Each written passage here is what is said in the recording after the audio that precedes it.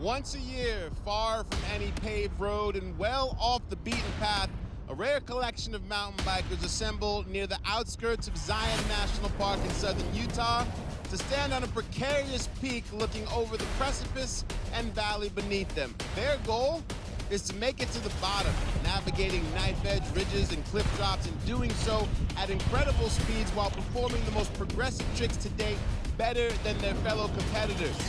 This is a sporting event that is unparalleled in nature in both sheer skill and danger. Welcome to the 10th anniversary edition of the most prestigious event in mountain biking. This is Rampage, and you're watching the Red Bull Signature Series.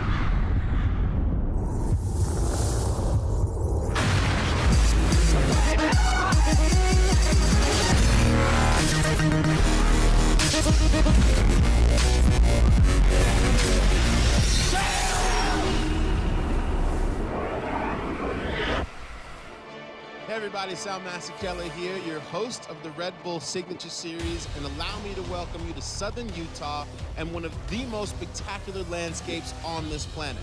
You know, people visit from around the globe here to this part of the southwestern United States to stand in complete awe of this desert topography with its striking red rock formations that are really unrivaled anywhere, and today make it a setting for a competition unlike anywhere in the world.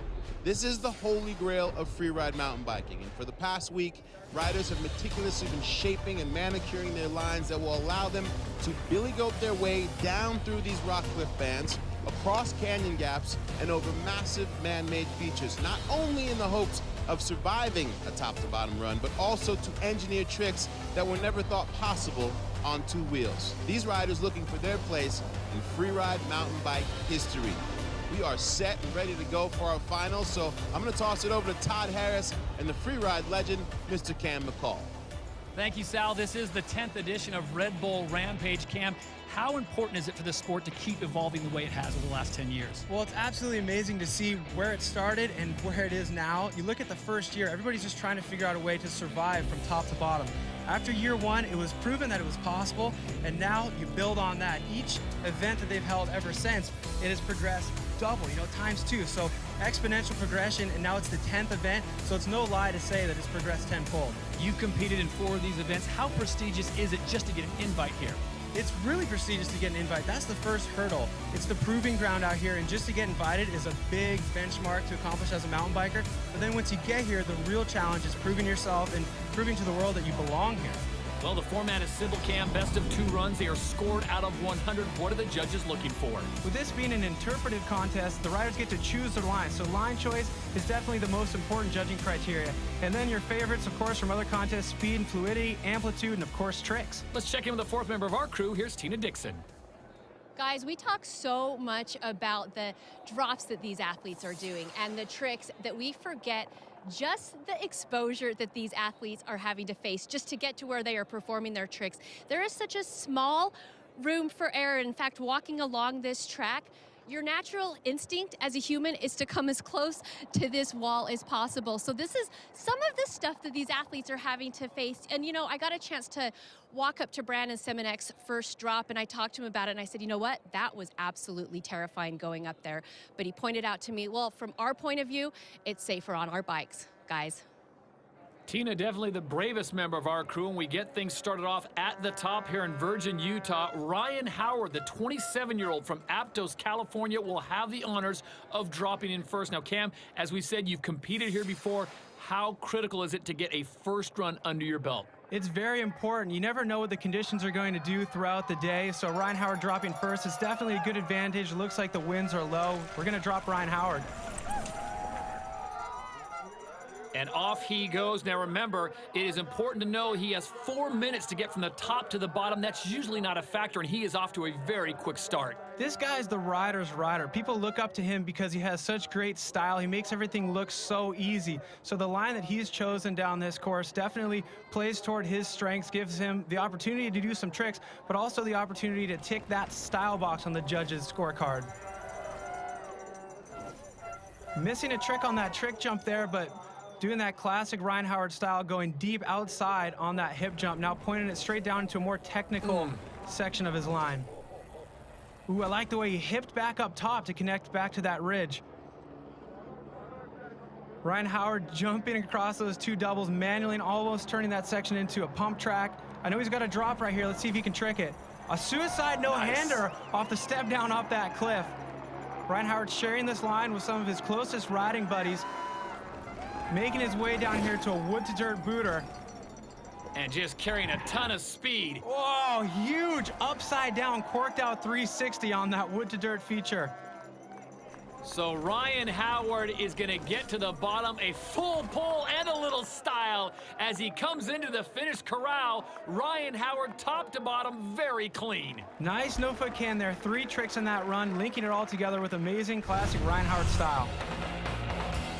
We're going to take a look back at this cliff drop, pinching the seat with his knees, taking both hands off, landing low on that transition, definitely getting the trick score as well as the style score. Nobody does a 360 quite like Ryan Howard.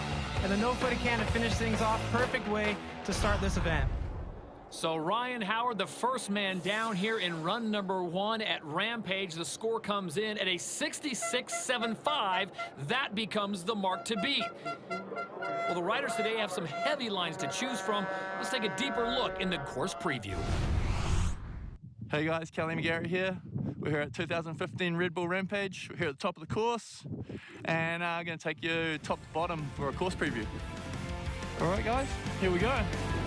Dropping in on this ridge line. It's super exposed up here. It's like the smallest drop.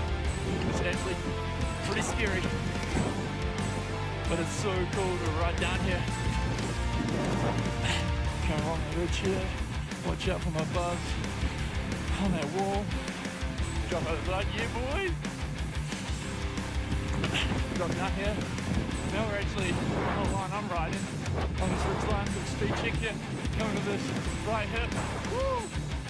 There we go.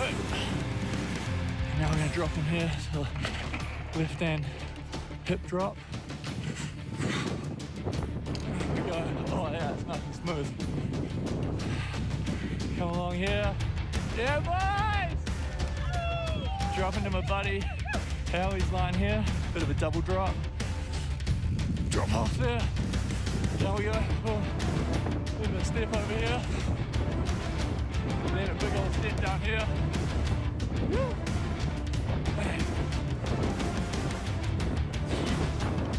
Little jump here. Woo. Never remember where to go here. Go left for this jump.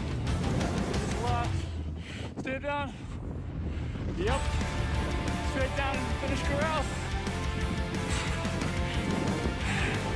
And that's it. Top to bottom, Red Bull Rampage 2015. Yeah, buddy. And our thanks to Kelly McGarrett. Cam, you've done this before. That just looks so heavy, the way he covered that course so quickly. How cool is that? People always ask you, what's going through your head when you're riding Rampage? Well, strap a camera to it, and if you convince the rider to talk, then you'll know what's going on through their head. We have Remy Metallier on deck. But first, let's take a look at the action we missed while we were away. Well, Brendan Fairclough, another crowd favorite, a free racer as they call him. He spends most of the year traveling the World Cup circuit, battling the clock, but he always makes time for Rampage. And everybody loves his creative approach to the mountain, kind of has more unique features than anybody. He looks at this mountain a little bit differently based on his background, but doing a backflip is definitely something that not everybody was expecting to see out of this racer. Always good when Brendan shows up. His score on run number 1 is a 77. Now remember, it's 2 runs. We only keep your best scores. We go back to the top of the course here in Virgin, Utah. Get an idea of just how steep it is. Next man set to drop in from Nice, France. This is 24-year-old Remy Metallier. Really cool to see Remy Metallier dropping in right after Brendog, because they're both kind of similar athletes in the sense that they have the racer background and the racer approach. But the way they differentiated themselves out here is by their line choice. Brendog doing something that is very unique, traversing the hill. Remy Metallier decided to go as fast as possible on the middle of the course where you see a lot of other people riding. But riding this section so much faster than everybody else, he's trying to tick that fluidity and style marker on that judge's score sheet. So Remy Metallier on course now, and as he is pointed out by Cam McCall, the speed at which he is working is absolutely amazing. As we went on board with him, you can see just how narrow this course is for him. This guy spends a lot of time in Whistler, BC, the most popular bike park in the world. No stranger to big jumps. Oh. Biggest jump on the course right there, a 75-foot canyon gap. Taking his hands off, pulling himself out of his comfort zone, doing a suicide no-hander off the biggest jump on the course. One last jump for Remy Metallier. Not able to get a trick on that one. But lots of tabletop style on that hip. A smooth one in the bag for Remy Metallier. Well, we saw him suicide that last jump in qualifying. How much is that going to hurt him on his score? Well, it's probably going to hurt him a little bit because the judges know what he was planning on, but now he has something to build off of for that second run.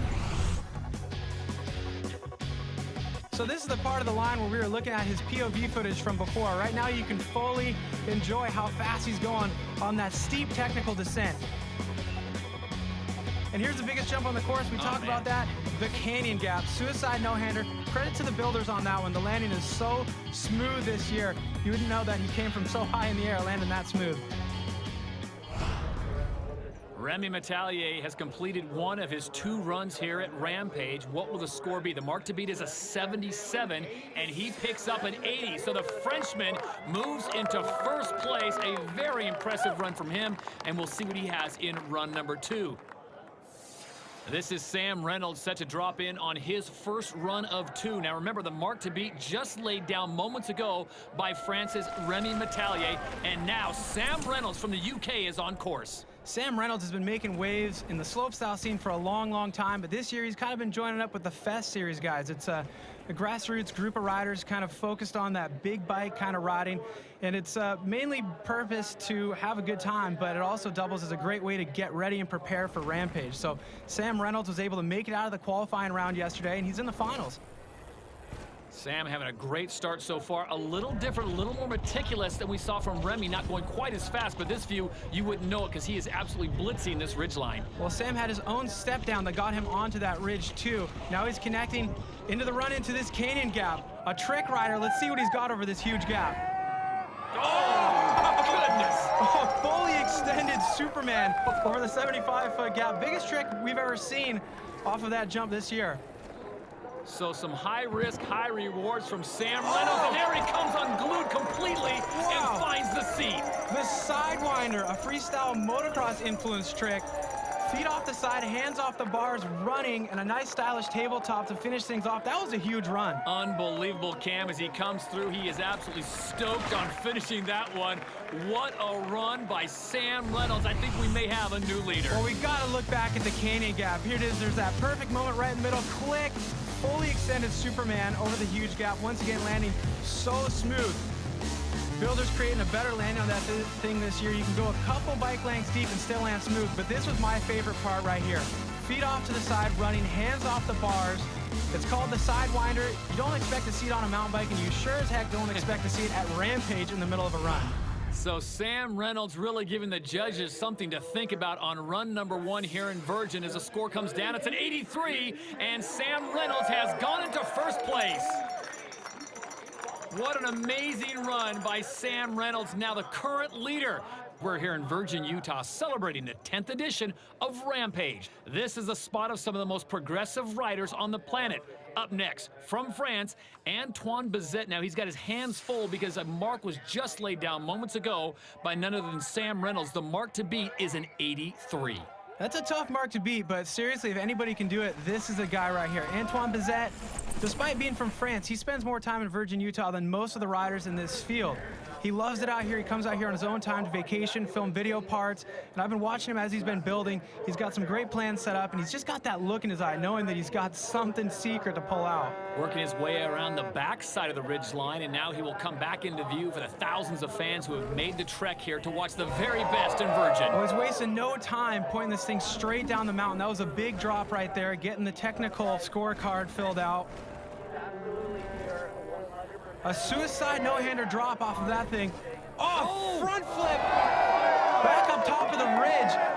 And he's able to connect into his run, and he's got his own drop into this canyon gap. It's bigger than the other options. Lands that perfectly. It gives him a little bit more speed into the canyon gap. Oh, he flips it! A backflip going so long, but able to hold on. Almost looked like he was overcooking it, Cam, and here he comes down. One more big feature to go. Well, he's got such a deep bag of tricks. Which one will he choose? A backflip, a double backflip! Oh!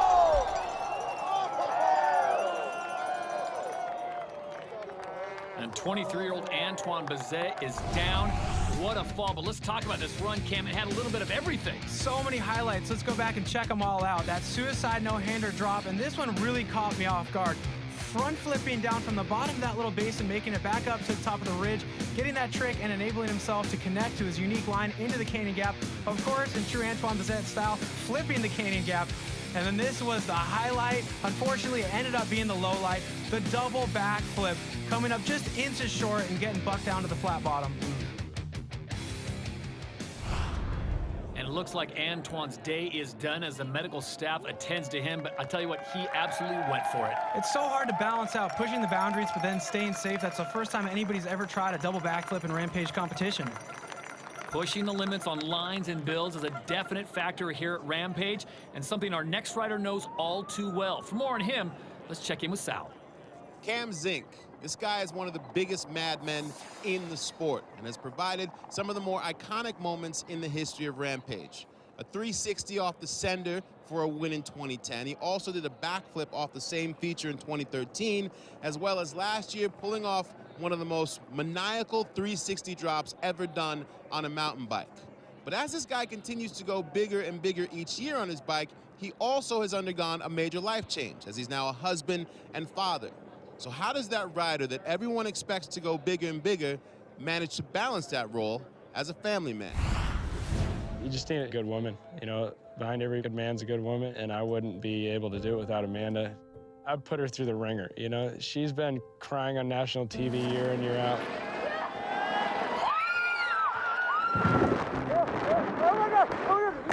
As you know, any pregnancy can lead to a little bit more emotions, and I'm not doing any help for that. With the family, I have an almost 2-year-old daughter, Ayla, and Amanda. We just got married. I think our anniversary was yesterday, our first month anniversary.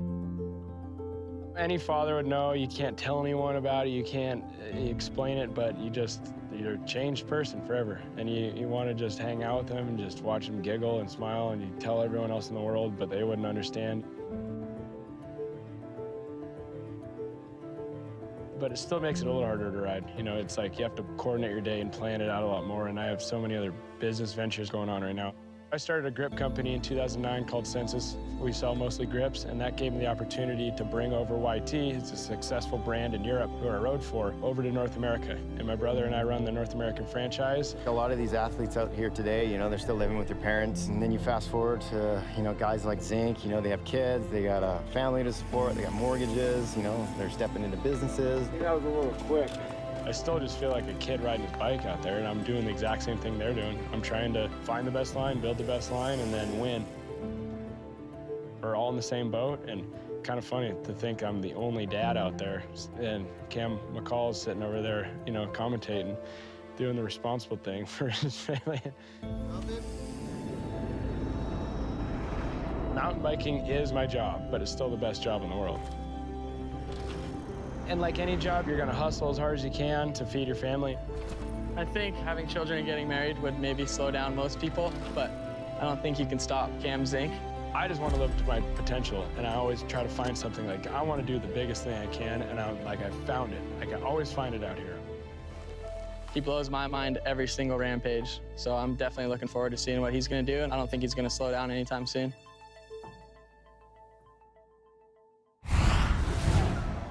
This guy is amazing. Cam Zink, he puts so much on his plate, and somehow he's always able to eat it all. All those things that he just listed, the business ventures, the family, being a contest rider, on top of all that, he's got a separated SC joint in his shoulder right now. You can see the tape under his shirt. A lot of people look at that as a great excuse to not compete in Rampage. Nope, he's up here looking to put down the run of his life. And he called you sensible. Huh. So 83 is the mark to beat, put up by Sam Reynolds. Here is American Cam Zink, 29 years of age, out of Reno, Nevada, dropping in on run number 1. You can see he's revisiting his line from last year. Basically, he's so ambitious. The idea that he had planned last year, wasn't able to finish it all, but it starts out with this steep technical chute that he and Kyle Strait pioneered last year with a rock saw in order to make that rideable. He links it into this section of the course that nobody else is riding. You can see he's watered some of those little landings there in order to slow down enough. That's a triple drop. He touches down 3 times, linking back in his trail, and this is the bread and butter of the run.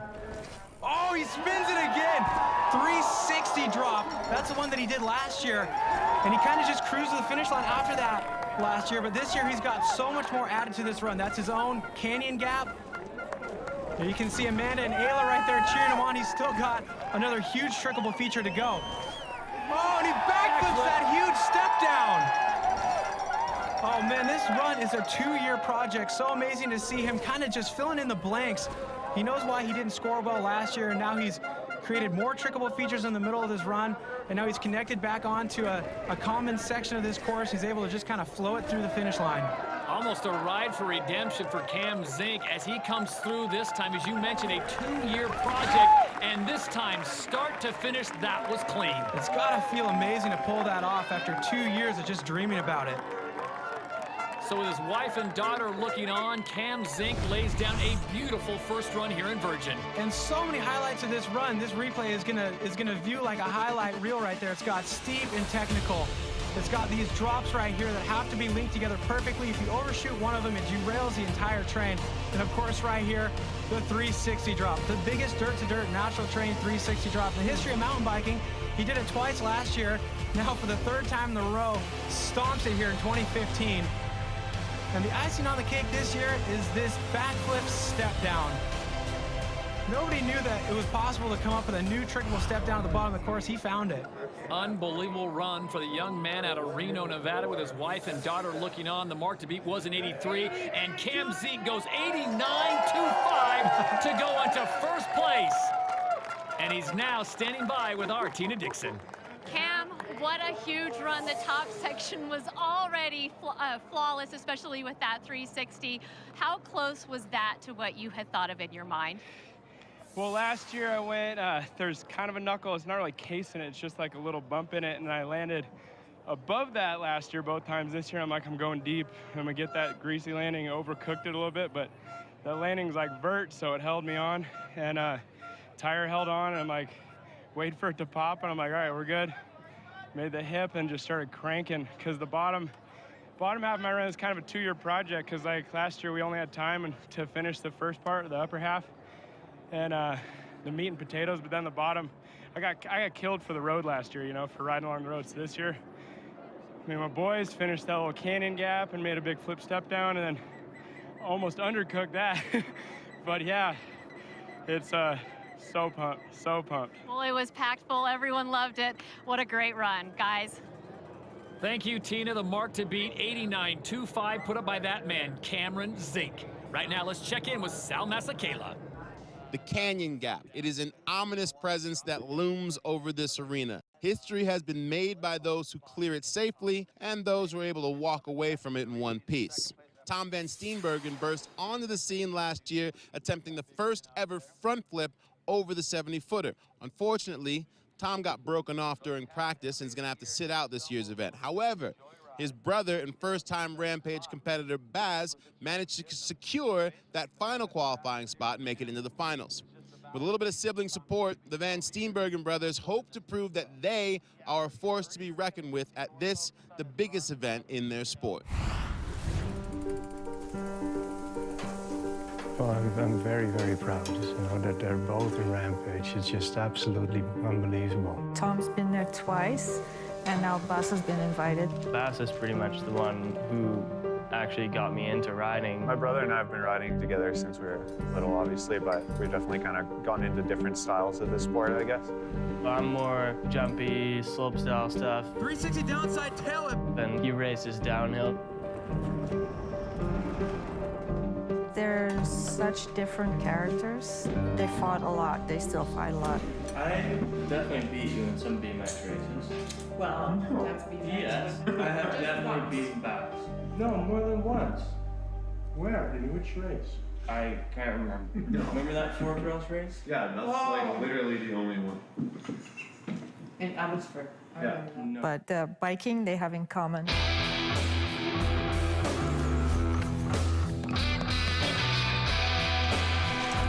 With Rampage, it's cool to have like a similar goal again, and we've been riding walks together. For Rampage, I've chosen to prepare for it with my brother because he just rides a lot of different terrain that I usually ride. So definitely brings together both of our disciplines. Every time we ride together, we still ride as hard as we can. There's never like a mellow ride between the two of us. Well, obviously, I'm definitely going to be rooting for my brother because he's my brother, but I definitely want to beat him. I don't want him to beat me, but I want him to do well.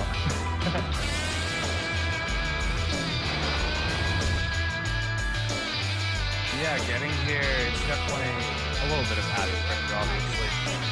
Started riding here, felt good. Everything went fine until the canyon gap. Get it!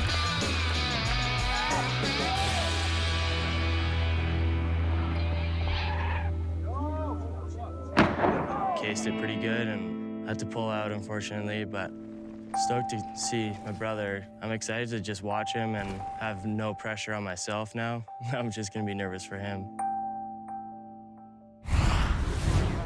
So with his brother Tom unable to go this year, it is all up to Bass representing the family name of Van Steenbergen. Now, the 21-year-old dropping in for his first time here at Rampage.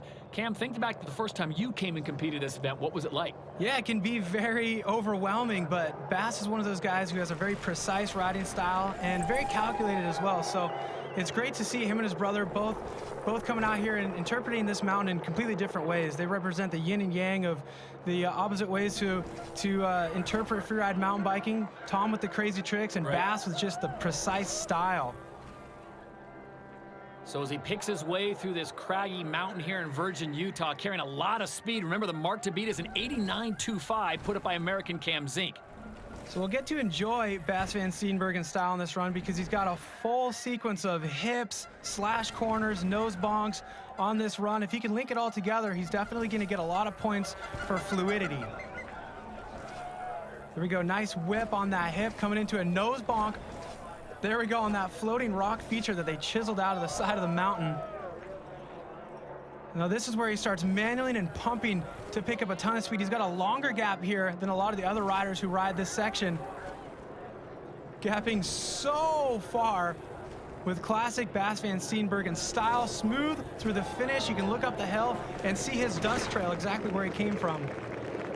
Very technical run for Bass as he makes his way down here in the final for the first time for this young man. Was it big enough? Did it have the wow effect that judges are looking for? Well, it may not have had tricks, but this isn't a slopestyle contest. This is a big mountain freeride contest. Your line choice is very important and your style on that line. So right there, just kind of moving the bike in ways that other riders don't move the bike. You can see a silhouette of this guy and tell that it's Bass Van Steenbergen. That nose bonk right there, also really creative. Things that are going to help him play toward his strengths. So a good first run for Bass Van Steenbergen. His score comes in at a 70.50. That puts him into 5th place for the time being, and he's standing by now with Tina Dixon. And Bass, your first Rampage ever, you said you just wanted to qualify. So what's your impression of riding here in the finals, especially with your brother watching? It's good, for sure. I could hear him screaming on the way down, and yeah, no, it's just a good time. A little less stressful than trying to qualify, so yeah, it's fun. What's your impression of that first run? Watching you ride, you have the style, and the judges definitely reward that. Oh, thank you. Yeah, I don't know. It's a good time riding down that mountain. All right, well, it's fun to watch. Guys, we'll send it back to you. All right, thank you, Tina. The youth is still in effect here in Virgin, Utah. We go from Bas van Steenbergen at 21 to 22-year-old Brett Reeder, the fellow Canadian. And this guy has ridden his bike all around the world. But again, this becomes the mecca for these guys to come back to Virgin, Utah. So great to see this guy, a world-class athlete out of Ontario, out of all places, competing at Rampage. He's become such a well-rounded mountain biker. And I remember a few years ago riding his first Rampage, feeling like he didn't belong, but right now it's obvious watching him ride down that steep section, going right down the belly of the beast of this course, that he belongs. A 360 drop. So big, high risk, high rewards early for Reeder. Reeder riding a similar line to last year. He did that last year, a flat drop backflip, no lip to help him initiate the rotation there. He's got to get all the way behind the bike. Way more technical than if there's a lip, and another 360 drop. So this is a guy who follows the F&B World Tour, competing mostly on slope style and dirt jump competitions, and he comes out here every year to try to get points for that overall, but also just to push himself as an overall mountain biker. And man, he has evolved so much in the last few years. Having a great run here, and look at this, the last big feature, and he backflips it. Big backflip. He was looking for a combo there. I saw his bars in his lap. He wanted to take the hands off. That's what he did last year, and I know the judges love it if you can get a trick into that backflip, get the variation points, but all in all, top to bottom, he had 2 360 drops, a flat drop backflip, and a flip over the last double. That was a great run. So the Canadian wheels into the finish corral. The big question now for him and the judges, is it enough to take down Cam Zink's 89.25? Look at this view. You can see from his POV footage how incredibly steep it is at the start. He's a fierce competitor. He knows how to strategize, so he has the steep technical stuff, but he also has the tricks that you normally only see on a slopestyle contest. That flat drop backflip, this drop 360, he had 2 of those in that run. So Brett Reeder's score comes in and run number 1 in our 2-run format. It's an 81.50, so that will put him in the top 3 for the time being. Cam Zink continues to lead the way with his family at his side, and 89.25 is the mark to beat. As we head to the very top of the mountain and check out Kyle Norbrotten, who is ready for his first run of 2, the 29-year-old from Prince George, British Columbia. Kyle Norbrotten is such a fan favorite out here. Everybody loves watching him ride. And it was cool seeing Brett Reeder drop in that run. He had 2 360 drops. Kyle Norbrotten was actually the first guy to ever do 2 360 drops in the span of 1 Rampage run a few years ago. And that's really what gained him such a huge following. Big drop to start things off for Kyle as he's on course now, picking his way through this area. He's got this thing memorized, but how difficult when you're throwing backflips out there.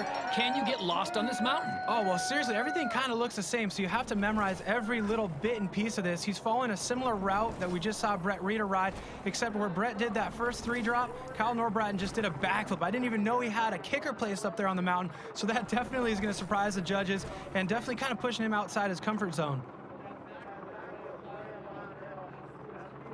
So now making things a little bit more technical right now with a slow plumb bobber. I think he's got another trickable drop here. He does, a 360 drop.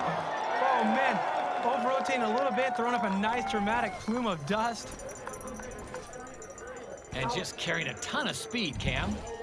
Oh, he needed a trick on that jump. Nice, stylish, one-handed table type of thing, and another table to finish things off. Well, it's not that big of a deal that he missed a trick on that last jump because he had that step-down flip and that 360 drop, a ton of smooth, fluid style, linking everything together. Good job, Norbs. So Kyle Norbrotten, a clean pole start to finish on run number 1. This should get him in the top 5. Very technical. He had the big drops. There you see him hugging his buddies. 89.25, though, is the magic number. Well, you got the steep and technical. Check. Linking it into trickable features. Check with that step-down backflip. So blind, I can only imagine he wasn't able to see that landing until he was already on it. And then exactly what he's known for. 360 drops at Rampage, throwing up a nice plume of dust. Classic Norb style. And the score now coming down for Kyle, it's going to be an 80.50, so he is in the top 5, checks in 4th place right now. So 2 Canadians right now holding down the top 4 positions as we go back to the top. And this man, another Canadian, 24-year-old Brandon Seminook out of Whistler, BC. Well, this guy, he's just forever pushing the boundaries of what's possible on a mountain bike. He's the most well-rounded guy out there. He can win any slopestyle contest on any given day. He's actually won Rampage before when he's a young kid in 2008. He got a podium last year, and he's been adding more spice to his line this year, so I can't wait to see what he's been planning. Look at this drop. Oh! Such a tall drop with no gap out, super blind. Oh, and another flat drop backflip right there for Brandon. We saw Brett do that, but Brandon doing it on a new feature that didn't exist in his line last year. Then reminiscent to his winning run in 08, that suicide no-hander up on top of the ridge, and talk about style, that whipped out nose bonk. Here we go, he's got this lily pad. He jumps onto that pad right there in an opposite 360. That's his unnatural direction. You can only hint at the fact that maybe he's thinking about doing something in his regular direction here before the end of this run. He's got a trick jump here. Oh, it's gonna be a backflip, one-footed can on that trick jump, getting a ton of speed, one more hit. Oh! A corked out flat spin 450, his natural direction. Of course, he's such a master of strategizing a run. I knew he was gonna have a natural rotation somewhere before the finish line. There it was, very well balanced run. All the criteria checked and a ton of tricks. Brandon Semenuk from top to bottom, he had a little bit of everything technical. And how about this first huge drop? He's the only one who rides it. It has no gap. You literally can't do a practice run into it because you would fall off the cliff. So it's full commitment all the way. That nose bonk right there, there's going to be kids trying to imitate that for the next couple years. And of course, the opposite 360. You wouldn't know it's opposite unless you know Brandon because he makes it look so smooth. Backflip one-footed can, taking his foot and putting it over the top of the bike to add in that variation trick. Then here's that natural direction, flat spin 450, 450 degrees of rotation because that jump is hip, landing it perfectly. So Brandon Semenuk's first run is in the books, and the score comes in a 94 even, and Semenuk goes into first place. A huge score. We're into the 90s, a 94. That's going to be tough to beat. Yeah, and the second rider ever in Rampage history to actually get in the 90s with that 94. And you and your build crew had the opportunity to fine-tune your line with this Rampage. How effective was that for you? Oh, so effective, just because last year was so much to build, and then this year we got to actually go back, build all the things we wanted to do, and like tweak it, make it perfect. And now the line's so rad. Like, it's so much funner, faster, more airs, and it's good stuff. You came down here so pumped up. Just what's your initial reaction to that line? I mean, it's just like so nerve-wracking being at the top of the hill, and just to like stare down it for like an hour, watching your buddies ascend it, it's so nerve-wracking. So like you get to the bottom, you're just like, yes, made it. I'm not at the top of the hill anymore. It's just like, you know, even if you ride the ridge down, it's like a relief every time. Well, you did it in a huge score, guys. Thank you, Tina. The bar has been raised to 94. Right now, let's check in with Sal Masekela. Rampage! Rampage! Thank you, Todd. As you can see, we got the greatest fans ever here, just chilling, watching these guys go nuts. You folks at home, who are you fired up about this year? Who's got the craziest line? Why don't you get involved with us, with the people, get in the conversation? You can follow the Red Bull Signature Series on Facebook, Twitter, and Instagram. Plus, you can hit up the hashtag Rampage on social media. Plus, go to RedBullSignatureSeries.com where we have even more exclusive content for you. And if that's not enough, you can download the Red Bull TV app and you can watch this show and every episode from every season. You are welcome. Canada's Brandon Semenuk now holding the top spot with a 94 even. He laid that down just a few moments ago. We have Tomas Janone in the gates ready for his first run. But Cam, let's go back and check out some of the action we missed while we were away. We just saw Pierre-Edouard Ferry. He's actually a rider who's sharing parts of his line with Thomas Janone, our next rider to drop. And this is a guy who's the oldest competitor in the field right now at 34 years of age. A lot of people kind of start slowing down at 34, but Pierre is one of those very precise riders like we were talking about with Bas Van Steenbergen before. He's always putting his bike in exactly the right spot. So to see him flip the razor jump down here at the bottom of the course, it's a huge jump, taking himself outside of his comfort zone a little bit. Good to see. His score is 78.50, and you are looking now at Brett Reeder, currently in second place in the FMB Diamond Series. And for Brett, it's the battle within the war, Cam. Although he's focusing on Rampage, the score he gets here will seriously impact his overall in that series. Yeah, you have to think about one thing at a time, Rampage first and foremost, but the points gap between these two riders, Thomas Janone and Brett Reeder, for the FMB overall, very coveted crown, it's so small that whoever takes the cake here and finishes ahead of the other guy will be the FMB World Tour overall champion. So here he is, Thomas Janone out of Belgium, as the international field continues to attack this unbelievable course. And this young man, he is just stellar, the skills he has on a bike. And he's looking so much more comfortable on the big bike every year he comes out at Rampage. He's been coming out for a few now, and you know, being so close to winning FMB overall crown, that could be huge for his career. And he's got everything necessary to be able to pull that off. Well, he's coming into a bit. Whoa, he decides to double that step down. He's usually been riding that in 2 stages, touching down twice. We decided to gap the entire thing. Huge amplitude points. And a backflip tuck no-hander with huge extension. That's what put him in the middle of this race for the FMB overall. Huge extension on tricks in the slopestyle world. He's able to adapt that here to the rugged terrain of Rampage. Cam, this has got to be a top 3 run. When he doubled that section that he's been dabbing down in, he absolutely covered some serious elevation in one big chunk. I actually can't believe he did that. At the start of this run, I knew what he had planned because he's been working on this line for a long time. That technical drop right there, pointed straight down the mountain, steep technical. He overshot a little bit on this, but was able to muscle through, focus ahead on the next feature. The suicide no-hander, of course, up top, getting more and more tricks. But here's the amplitude score right here. Doubling this step down. Nobody's ever gone from the top to that bottom landing right there. It's actually a Paul Basagodia feature from last year. And then that backflip tuck no-hander, really finishing this run off on the right foot. So Thomas Janone waiting for his score to come down. Where will it put him? Remember, it's a 2-run format. We only keep your best score, and run number 1 will be a good one.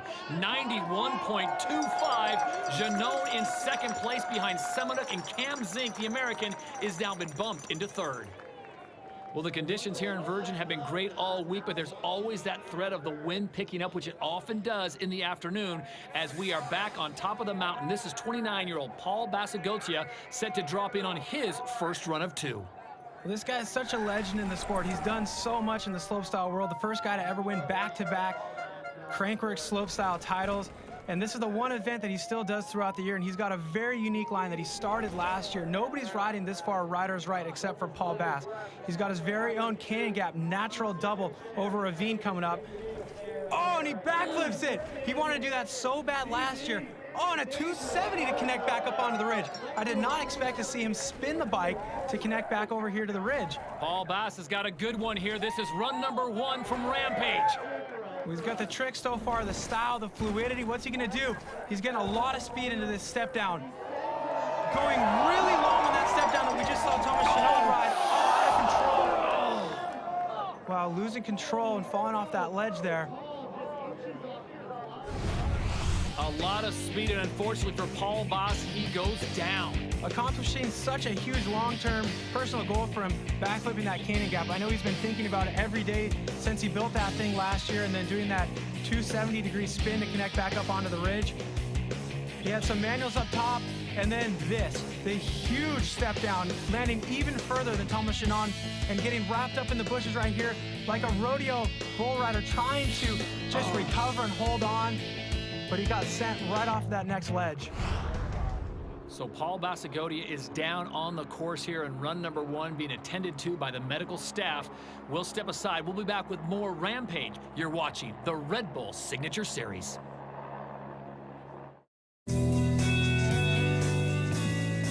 Welcome back to Virgin, Utah. This is the Red Bull Signature Series, and you're watching Rampage. Earlier, Paul Bass went down with a serious injury, and for an update on his condition, we check in now with Tina Dixon. Yeah, thanks, Todd. After speaking with officials, here is what we know right now. Paul is conscious, and he is being transported to a local hospital for further evaluations. If I get anything more, I will let you know. But standing down here, you know, Paul's not only a fan favorite, but he is a rider's favorite, and everyone's wishing him the best. The 29-year-old from Minden, Nevada. We send out our very best for a speedy recovery, and now we check in with Sal Masekela. If there is a sentimental favorite here over the years, it has to be Graham Agassi. This is the only event that he competes in all year, and most fans have expected him to be on the podium at least once over the shared 3 years. But with a combination of bad luck and just an all-or-nothing drive, somehow he has managed to come up short consistently. Aggie, as he's affectionately known in the sport, is overdue, and his fans and fellow competitors would like nothing more than to see him finally get a win.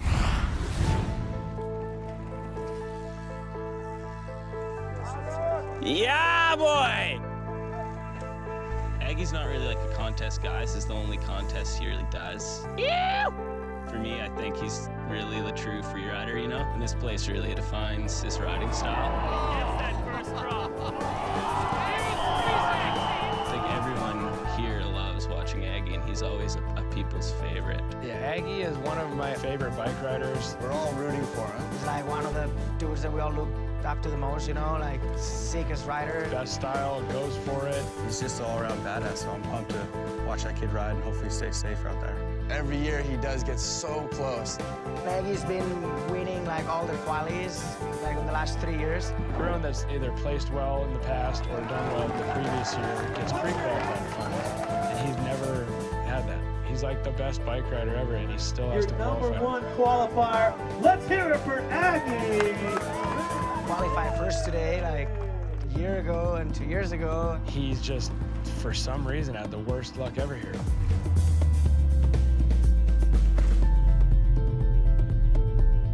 He's been so close, whether it's just luck from his front tire or... Some transfer. Oh, and Aggie goes down on the wall transfer. So close. Or blowing his knee out last year and after qualifying first, and it's been heartbreaking. It's kind of crazy every year. It's just that close for Aggie, and I think he deserves it more than anyone. I can't wait to like ride finals with him tomorrow, and just we're actually sharing the same line, and just can't wait to like watch him ride and just ride it with him, and hopefully he gets to the bottom. And all fingers crossed for him. Get it, homie. Go get it. And the 25-year-old Graham Agassi is set to drop on run number 1. He hails from Kamloops, British Columbia. Right now, Brandon Semenuk is the leader. Tomas Janone sits in second and Cam Zink in third. But this man has it all in front of him, Cam, and he has the abilities to walk away with the title. He just has to step up and take it. It's actually mind-boggling to think that Graham Agassi has never won a Rampage event. He embodies what free ride is all about. He's such a quintessential Rampage competitor, yet he's never won. He's qualified first 3 times in a row and finally been able to drop in for his final run right here. It's great to see. Starting out with perfect form right now. That top drop, so steep and technical. Suicide no-hander up on the ridge. Huge motocross style tabletop on the hip, and then kicking out the back end, throwing the dust. Oh, the big step down, and he takes his hands off. Suicide no-hander. We haven't seen anybody trick something that size yet this year. The last drop, slowly rotating that backflip. We saw him over-rotate last year. There we go, a tabletop on the hip. Smooth run in the bag on a really, really difficult, highly scored line for Graham Agassi. And still the dust settling, giving you an idea of just how fast he came down this course. Graham Agassi's got 1 in the books and 1 still to go, and that was an impressive ride. It seems like he was just starting that run. He made his way from top to bottom so fast, starting out with that big drop right here. That's the drop that Andrea Lacondegui used to win the event last year. It's what Aggie has used the last 2 years to qualify first. And of course, the style on that hip. Another rider where you can see a silhouette of them and know who it is. As we go on board, the GoPro footage is absolutely amazing. And Cam, he's not rocking any gloves. That just goes to show this guy's a man's man. Out here, the gnarliest bike event in the world, doesn't even wear gloves. So what will the judges give Graham Agassi? He has been here so many times before. Is this the run? As the score comes in our 2-run format, it is going to be a 94.75, and Agassi goes into first place. That's got to feel great. He absolutely looks stunned, and he's standing by with Tina Dixon. And Aggie, you got your line from top to bottom, and it's in the finals. How long have you been waiting for this? It's been a long time coming. I haven't made it this far in a few years. It's been quite the build-up, and I'm just happy that everyone's supporting me and everyone's getting down clean. Sucks that Paul went down. I hope he's doing okay.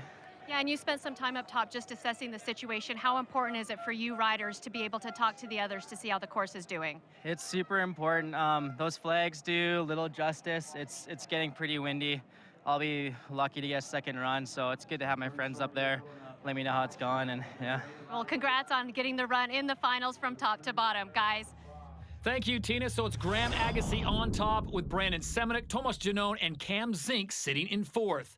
Right now, let's check in with Sal Masekela. Rampage began back in 2001 and now celebrates its 10th edition anniversary. As you can imagine, like with any other sport, a lot has changed and evolved. In the olden days, riders had a little bit of help with shovels and rakes and basically had to point it straight downhill. Today's competitors have 4-man build teams, and they have a week worth of time with the help of picks and sandbags to sculpt their ultimate lines, which now include massive man-made wooden features that have pushed this sport far beyond what anyone could have thought of 9 events ago.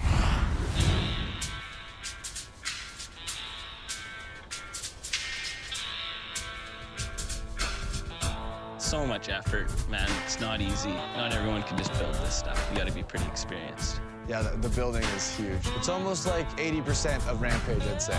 Somebody was asking me, since I've been to every single one of them, how much is digging changed, and it's changed a lot. In the first edition, people were literally just looking at what's already pretty much rideable and scratching a line a little bit with a rake and then just bombing down it. Back in the day, we used to show up, you know, maybe you bring a shovel, maybe you wouldn't. We used to never even think about watering the lip, you know, it was like, that's it, good. A crazy thing happened in 2004.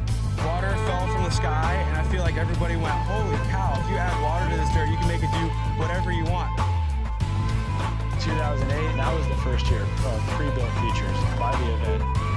Nowadays, forced to do more elaborate builds, to bring up sandbags, and now everyone has build crews. Now, with the level it is, your dig team is equally as important as your riding. The building has evolved, which has allowed the riding to evolve. It's kind of just been a push and shove between building and riding to progress the sport as a whole. And now in the 10th edition, as you can see, you've got some ridiculous lines. Nobody would be able to even build these lines back then because the techniques didn't exist. It's pretty cool. Everything evolves, and it's kind of fun to see how it changes every year.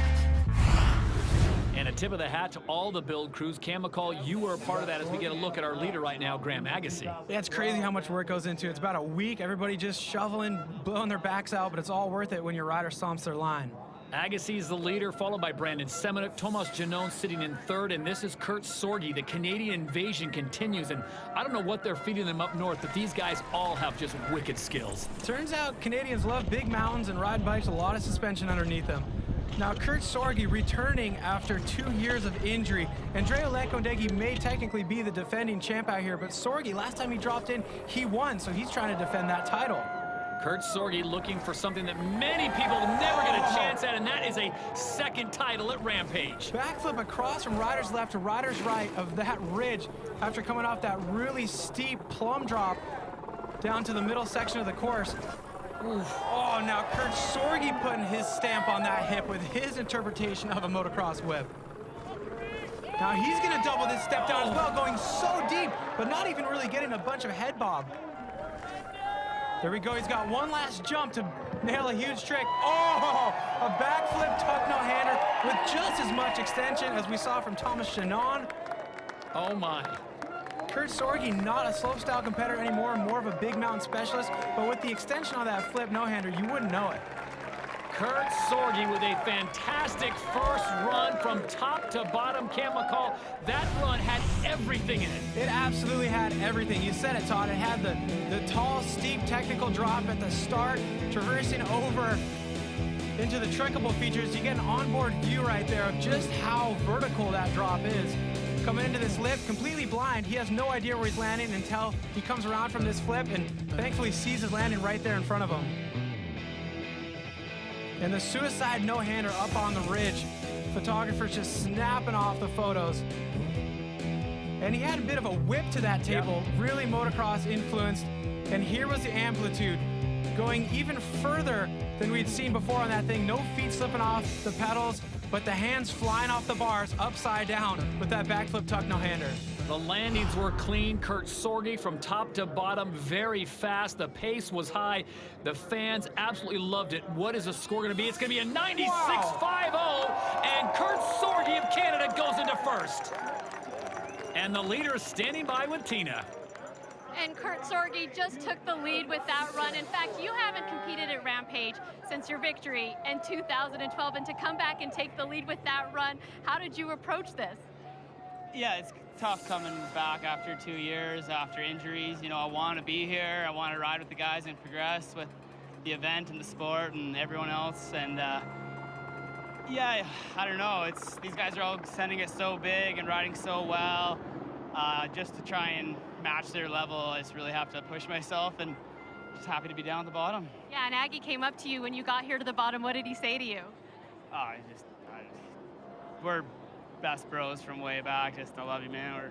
That was awesome, and I'm just happy that he made it down, and just happy to make it down, and just best of luck to all the riders that got hurt, and just stoked to be down here. Well, and each one of you guys keep stepping it up and improving, so congratulations, guys. All right, thank you, Tina. Kurt Sorge now has set the bar to beat 96.50, and he talked a little bit about the conditions, and everyone's just happy to get to the bottom, Cam. As we know, late in the afternoon here in Utah, the winds can pick up, so that's always an issue. Everyone trying to get one good run in, and this is Kyle Straight, a two-time champion here at Rampage. He won in 2004 when he was a little kid. He won in 2013, right on the left side of your screen there on Venue 2 when he was a manimal. And, you know, he has to use all those strategic techniques that he used to win on 2 separate venues right now. Look at this. The venues change, the sport changes, and so he has a plan set up right now that could get a great score if he can pull it together.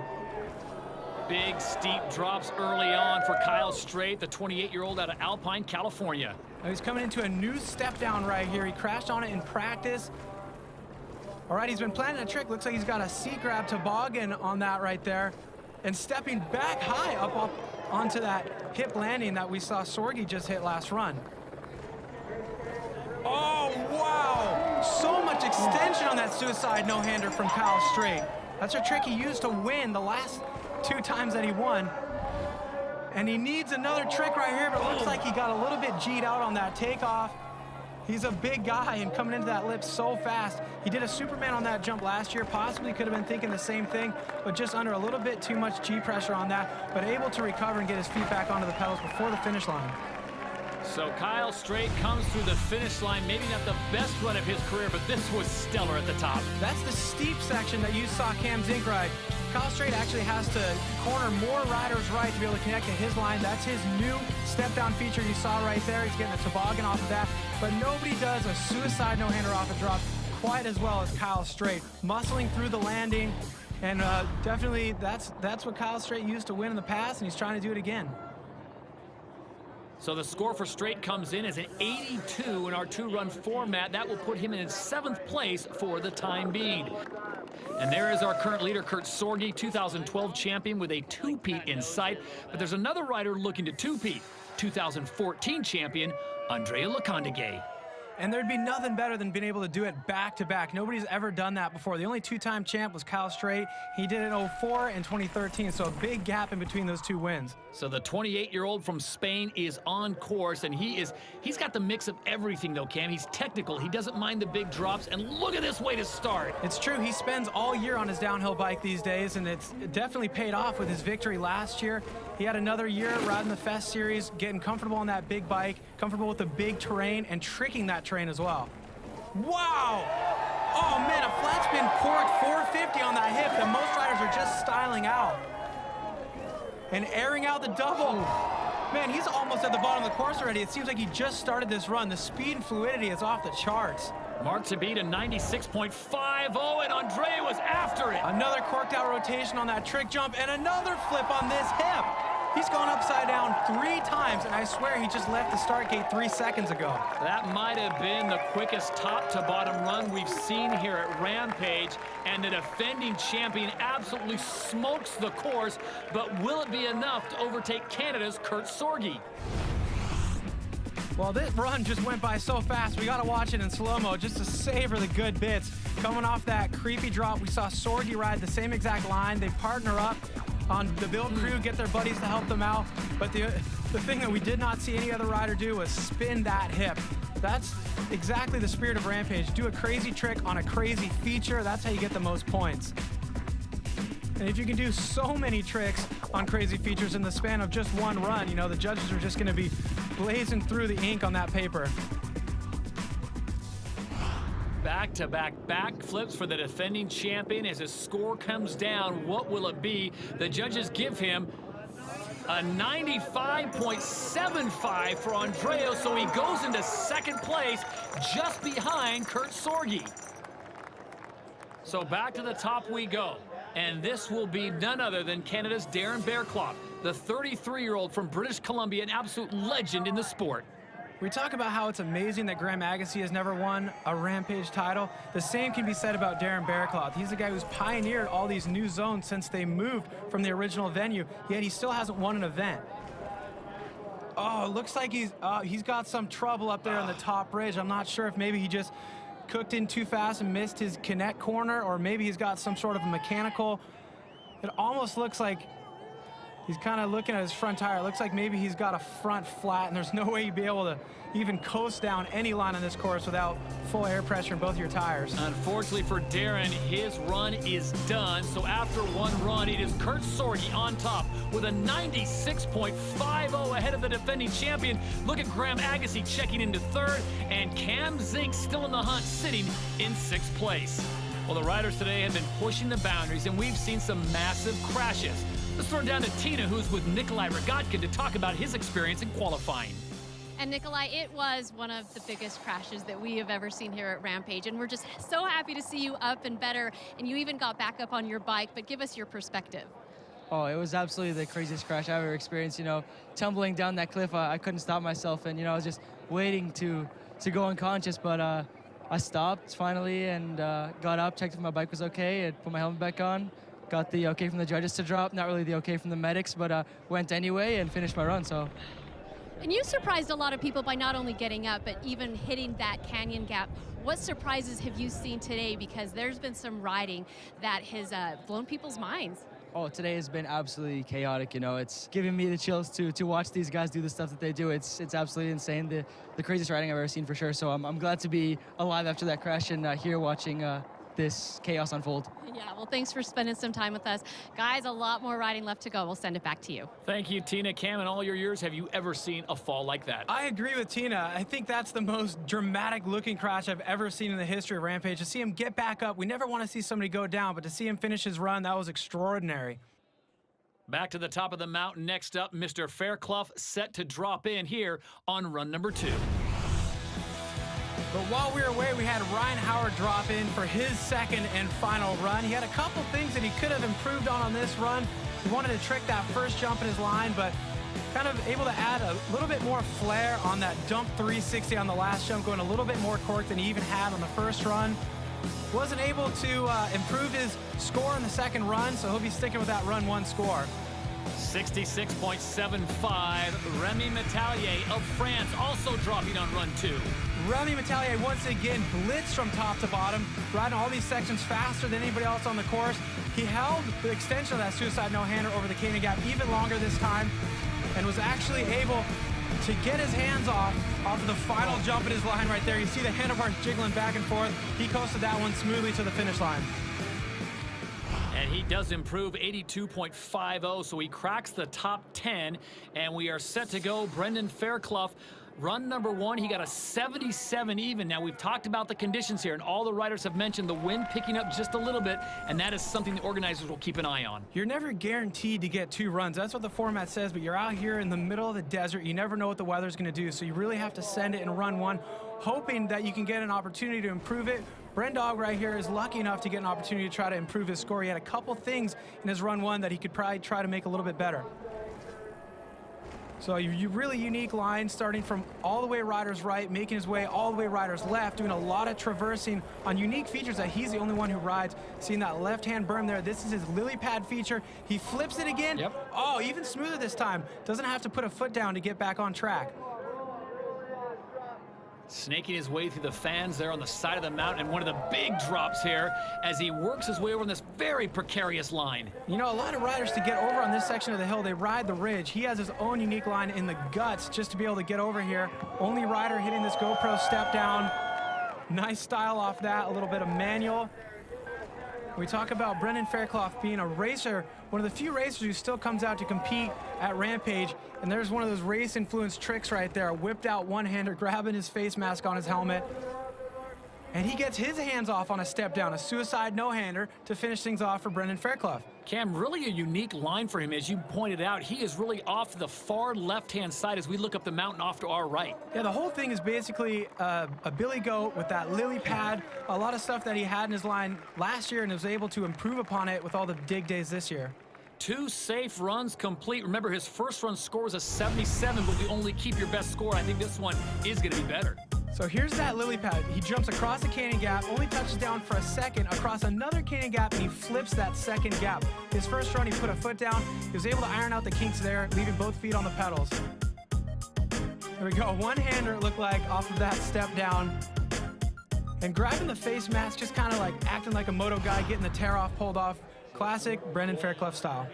And his second run score, it will be an improvement, an 85.50, so he jumps up into 7th place, and his day is done as we look up towards the top, and there you see the telltale sign. That is not something these guys want to see. The flags are really starting to fly in the wind. Sam Reynolds is in the gate and ready to go, and he's going to make a run of this thing, but with an 83, he's in a pretty good position right now, currently in 8th. He rode that first run so confidently for a rookie in Rampage competition. He's been spending so much time on the big bike this year, and his confidence in a questionable scenario, doing a trick that you wouldn't normally see on a mountain bike or in Rampage, he's not really being affected by those flags right now because you can see he's still got confidence on his bike, but I'm wondering, will he try those same tricks now that the flags have a little bit more movement to them? So the wind really picking up here as he launches off here and is able to put it to the wheels. Well, he's adding new tricks that he didn't have in his first run. He's flipping his own jump, a step down that connects onto Ridge 2 right there, and making his way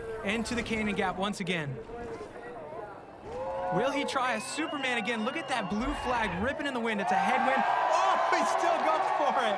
Just as good an extension on that Superman across the canyon gap, despite the headwind. Sam Reynolds is on a tear here, now towards the bottom. He tries to sidewinder. Oh! There it is, Todd. That's the wind. It'll have an effect on you if you're riding straight, especially if you're off the side of your bike with no limbs touching it. A great sign to see Sam Reynolds up. He makes it all the way to the bottom third section of this course on run number 2, and despite the wind camo call, he absolutely went for it. The confidence to try those tricks, knowing that the flags are howling, it's absolutely amazing, especially for a Rampage rookie. There's that step down flip. He's really got to control his speed because he's going straight down the mountain once he lands. That Superman, just as big of extension in the wind as it was in his first run, but here's where it all went wrong. The no-fin-can, no-hander, we call it the sidewinder. He landed without his bike. Still a lot of style in that crash, but not the kind of style the judges reward. Unfortunate for him, his day is done, so he will stick with the 83 that he picked up in run number 1. Well, the stakes and the winner picking up this afternoon here in Virgin. Let's check in with Tina Dixon, who's standing by with Cam Zink.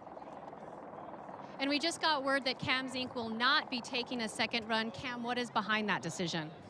Kind of did all I can, We show up, we build a line, we put our heart into it, and countless hours, and then I rode it, and that's kind of a win in our book, just to get able to accomplish that, because you lay out your own course, and it was nerve-wracking, and then the burliest line I've ever ridden, and come down and then see your boys coming through and just knocking you down the ticker, and they're all apologizing, saying like, I'm sorry, and it's like, it's not your fault, guys. So it's not worth it to try to gain. They're not liking what I'm doing today, so it wouldn't be worth it for 5th or maybe 4th, so it is what it is. So there's some strategy in play, obviously. Yeah, you lay out the best run you can. You think you can't pick what they're judging, but they seem to be really, really liking that ridge, that's the winning ridge, and for originality's sake, I think should get a little higher score, but it's in the judges' hands, and I did all I can, and happy to be down in one piece, hanging out with my wife and my daughter.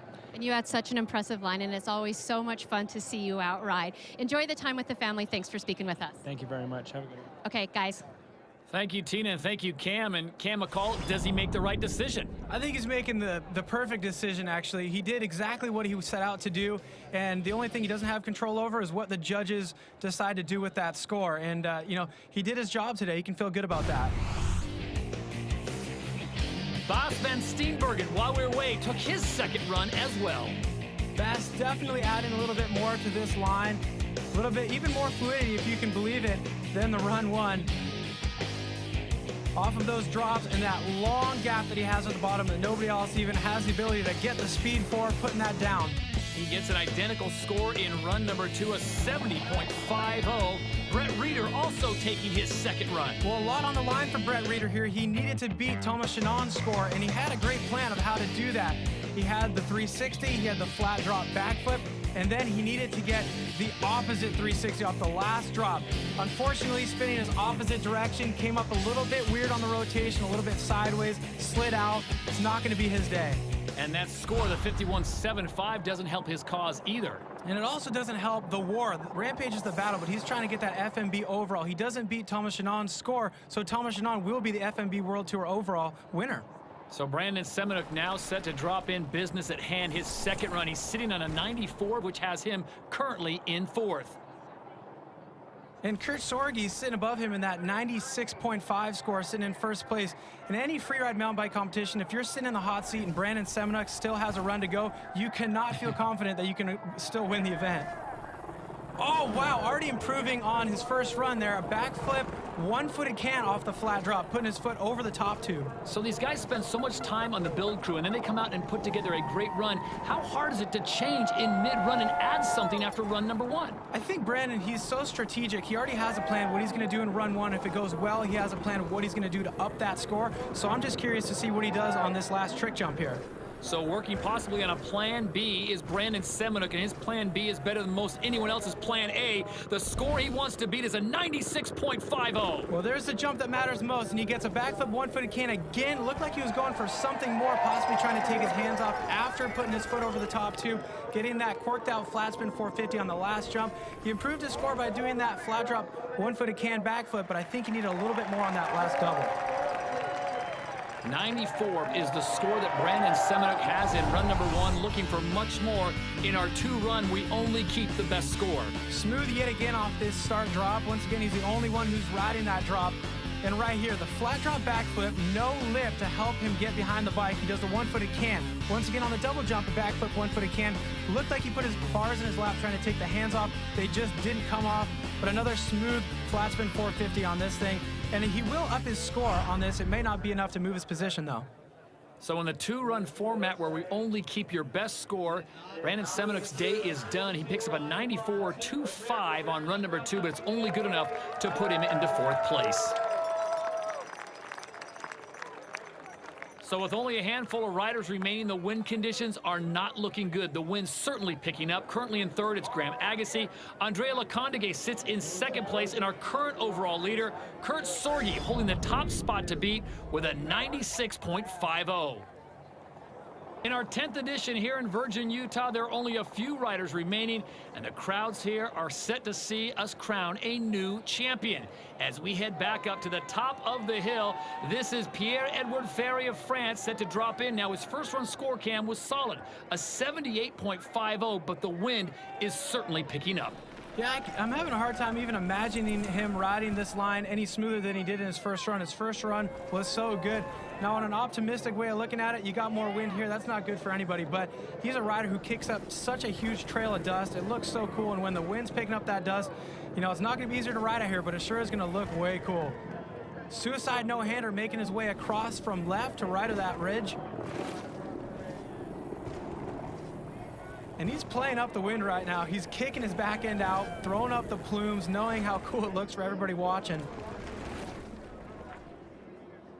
Here's a really technical descent on his line right now. He's touching down 1, 2, 3, and 4 times. He's got to monitor his speed, because if he overclears any one of those, he's going all the way to the bottom. So the oldest rider in today's competition at 34, out of France, Ferry making his way down this big feature, and he still goes for the backflip. Another perfectly timed rotation on flipping that jump, carrying so much speed, able to make it all the way to the landing on that hip. Some riders coming up short, not Pierre-Edouard Ferry. Very precise, able to carry the speed, pump the back end of the bike, make it all the way down to the finish line, pull the air brake with style.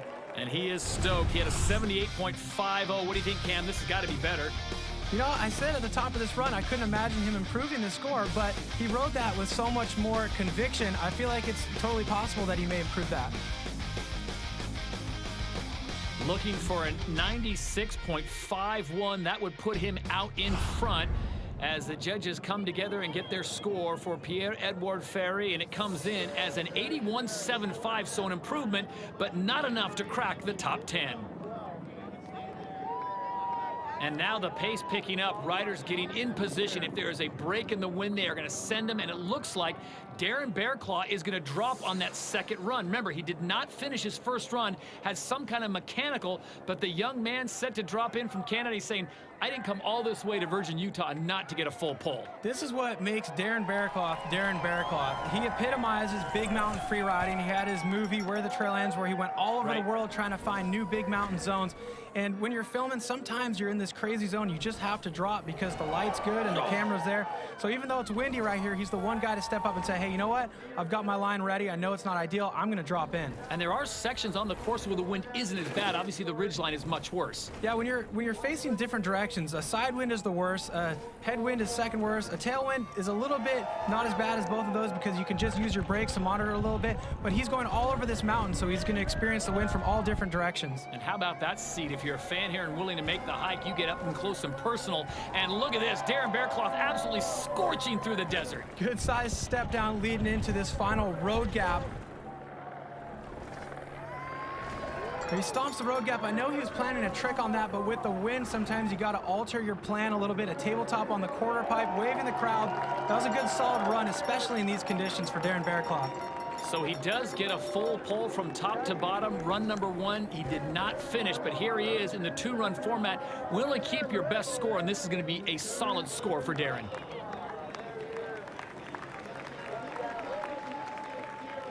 Did you see enough there, Cam, to bump him into the 90s, however? I feel like it was amazing that he was able to drop in on that one. He was in a position where he did not have a run 1 score to try to beat. He had a DNF. So all he needed to do is make it from top to bottom, try to salvage this. And the bigger picture of this whole competition is that next year, they base the qualifying automatics off of your placing from the prior year. So even if he can't execute his plan as ideally as he wants to with all the tricks, he still can hopefully finish in the top 12. So Darren possibly looking to 2016, which would be the 11th edition of Rampage presented by GoPro. The score comes in at 87, so Darren does get himself a top 10 position here in Virgin, Utah. The wind still is blustery on top of the starting area. And here's the situation, Cam. You've got 2 guys in podium positions that are thinking maybe now is not the time to drop for run 2. Aggie and Andreu have found themselves in a very interesting predicament. They're up here sitting in podium position already, which means a lot because at the end of the day, all you have control over is executing your line. You don't have control over how the judges perceive that run. So to sit in a podium position, that's the goal for everybody. Now to risk everything, life and limb, to try to better an already, seemingly perfect run, I'm not sure if it's worth it for these guys. Graham Agassi and Andrea Lecondigué up on top at the start house, and it is official. They will not take their second runs, which means Kurt Sorge is your champion in 2015. That has to feel absolutely amazing for Kurt Sorge. I know after 2 years with 2 different broken legs, missing the last 2 rampages, he's coming into this thing going, do I still belong? The entire mountain's tracked out. It's a new venue. He didn't know where he fit in, but he found a line. He won the event. So a Canadian reigns supreme in Southern Utah in the 10th edition. It is Kurt Sorge picking up his second victory at Rampage. Lecondigué gets second, Graham Agassi in third. Good run for Seminic Janone, and Cam Zink rounds out the top 6. What a day here in Utah, but in the end, Mother Nature had the final say as we send it down to Tina Dixon, who's with our champion. And Kurt, you put everything in that first run and it paid off, but last year you weren't even able to ride this mountain. So what did you think when you first saw this venue? It's gnarly, especially the middle ridge where we ended up going. All the boys had such gnarly lines, and it showed. Everyone's super tight. Everyone nailed their run really good, and I'm just stoked to make it down and be able to ride with those guys and be a part of it this year. Well, and your last win here was in 2012, the last time you actually rode, and since then you've had your injuries, you've had your time on the couch. So to come back and win, what does this represent to you? I just can't believe it. I don't know, I try and work hard, and I'm just stoked it paid off, and yeah, I just can't believe it still. Yeah, it feels like a dream. Yeah, well, you need a couple days to let it sit in, I'm sure. Congratulations, guys. Thank you, Tina. What an amazing job by Kurt Sorge and the rest of the athletes here at Rampage. We saw some incredible boundary-pushing action today. And let's take a look at our Red Bull signature moment. There have been so many amazing lines built here at Rampage, but perhaps the most ambitious is Cam Zink's. So ambitious, in fact, it took 2 years to complete. He started last year, but ran out of time to connect the bottom portion. This year, his build crew worked tirelessly to finish the lower features and give the line 2 of the most impressive moves of the day. Not only is his huge natural 360 drop the biggest in the sport's history, but Zink manages to keep his speed right into the hip, through the canyon gap, and into the massive step down where he added a backflip. This year's Red Bull signature moment goes not only to Cam Zink, but his entire build crew for creating one of the most impressive lines in mountain bike history. Congratulations to Cam and company.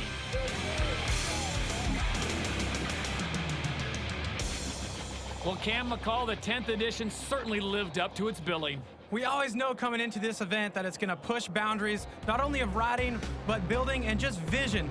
The foresight to create these lines that are going to push what we know as freeride mountain biking into the next generation. It's going to impact what we see next year, and we're on to a new chapter. And we can't wait for 2016, and with that, we check in with Sal.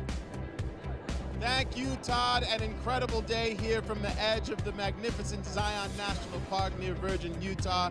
And thank you, fans, for hanging out with us. We had big expectations for Red Bull Rampage, and we certainly over-delivered.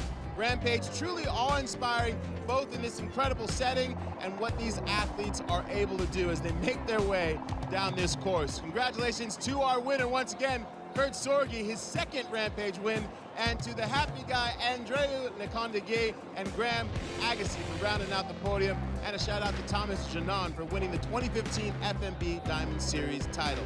We will see you next year.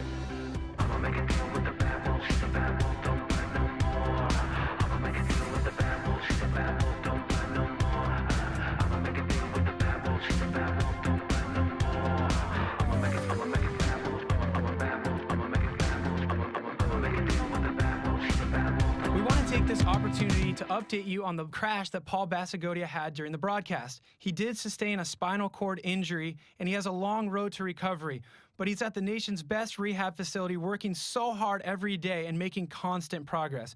You can follow Paul's recovery story and show your support on irideforpaul.com.